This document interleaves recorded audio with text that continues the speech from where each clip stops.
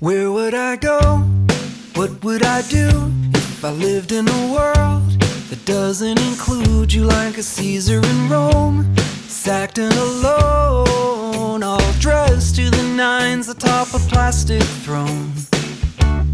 Where would I go and what would I say? Could there be a song if all the notes were as well? So there's really two big reasons I wrote this book. And the first one is because, and Jeff kind of alluded to this earlier, but I think that we're just so desperately in need of frank, honest, open, educated conversations about sexuality in general, but female sexuality in particular. We get some sensory overload in our culture about female sexuality, but it's just like this one sliver, right? It's just this one very particular picture of female sexuality, and it's certainly not the whole picture. And I think we really need conversations that look at the big picture and look at all of what sexuality is and why it matters. I think we also need honest conversations about sexual brokenness and what that is and what it looks like and how it impacts us and what a healing, restorative, redemptive journey looks like. I think this is probably true in general, but especially a lot of you are here tonight who are part of or might be connected with or at least familiar with the Christian evangelical subculture, and particularly in the Christian subculture, I think this is really true. I remember one of the first times I taught on sexuality at Lee. Do I have a few former students from Lee? Yes. Jamie, hi.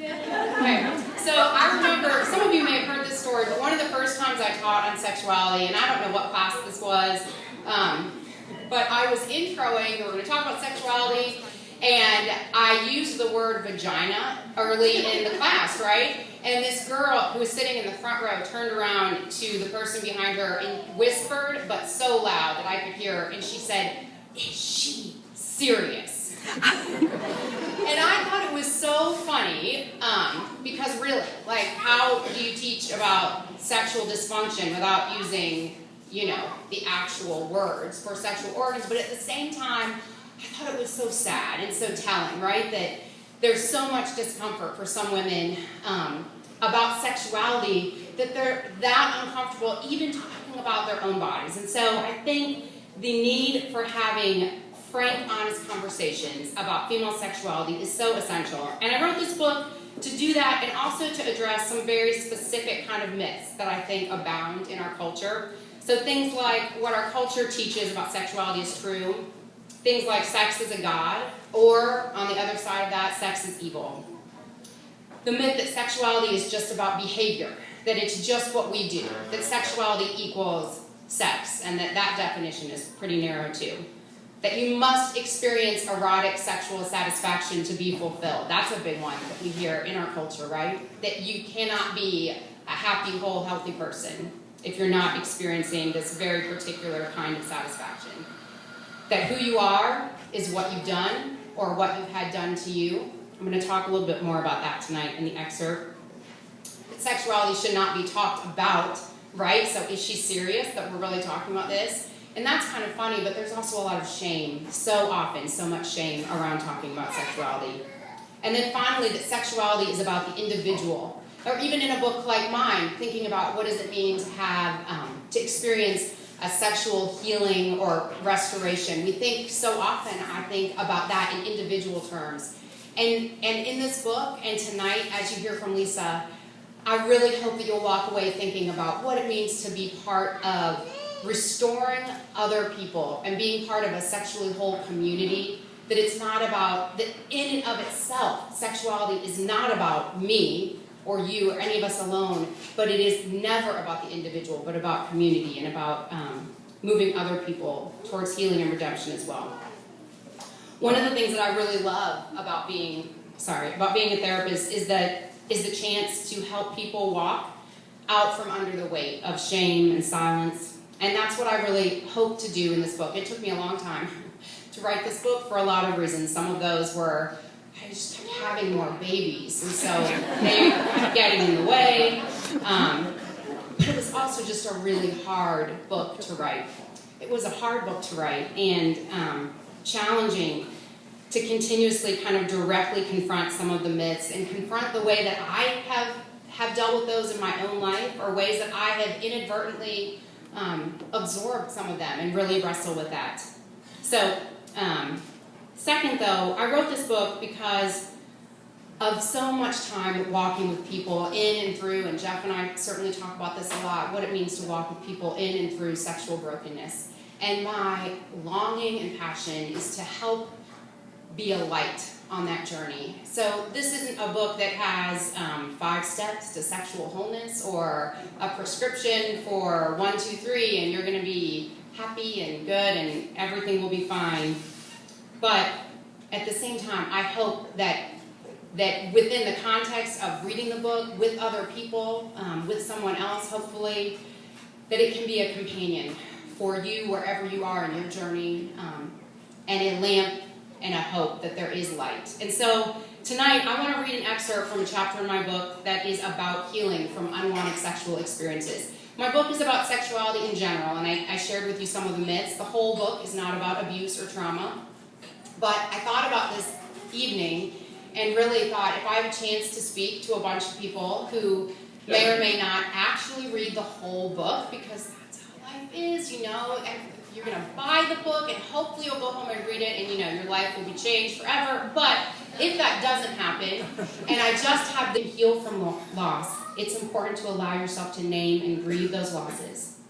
By telling your story, you tell the truth about what happened to your body, your mind, yourself. Second, identify the impact. As you tell your story, the unique impact those experiences have had on your own self-image, thoughts, feelings, behaviors will become more clear. Perhaps, as you tell your story, you realize you labeled yourself a particular way after the abuse, saying things to yourself such as, maybe I'm a slut. That label, coupled with your experiences, may have impacted the choices that you made as you got older. You may begin to notice patterns in thoughts, behaviors, relationships that developed, harmful ways in which your experience has impacted the way you interact in intimate relationships may become more clear, or difficulties in sexual functioning may become more salient as you begin telling your story and looking at the impact. It can feel pretty overwhelming to do this, to identify the impact, but we have hope that our past does not define us. But we cannot begin to heal if we don't assess the damage. Pretending everything is fine does not actually mean that everything is fine. Telling the truth allows us to present our broken selves to God and ask God to be present with us in our brokenness and clearly show us the path to healing and restoration. By identifying the impact, we specifically look at how abuse has affected our identity, our sexual behavior, our bodies, and our minds. And then finally, rewrite your story. And this is true for any of us, regardless of whether we're talking about sexual trauma or other kinds. I think this is what a lot of us who work as therapists feel passionate about doing. Ultimately, healing is about rewriting your story. This happened to you. It was wrong. It should never have happened. But you don't have to live in it now. You can learn new ways of relating, thinking, feeling, behaving. You can learn when and how to trust. You can learn to give and receive touch. You can learn to identify triggers, practice relaxation, speak truth to yourself. Rewriting your story means telling the truth to yourself, that who you are is not what happened to you. Rather, who you are is who you are becoming in Christ. Telling yourself these truths over and over again will help you continue to rewrite your story in the present day instead of allowing the past to control your pen. The sexual abuse or unwanted experiences that you may have gone through cannot be erased, and pretending they did not happen does not facilitate healing, but they don't have to define your future. The God who created us as sexual beings also, as we're told in Psalm 147, heals the brokenhearted, binds up their wounds. I believe we have a God who sees us, who sees our pain, who grieves with us, healing us with his own wounds and walking with us into the light. And I'm really honored tonight not only to have a couple of speakers, well, I'm counting Jeff as a speaker, but having Lisa, and but also having some dear musician friends who write the kind of music and sing the kind of music that does this. It speaks truth and it speaks light into darkness. And so you guys got to hear Eric Peters, who Jeff and I love, and you should go and buy all of the CDs before you leave, and they're right there for sale. How much are they? They're $10, such a bargain. Or you can get them on iTunes.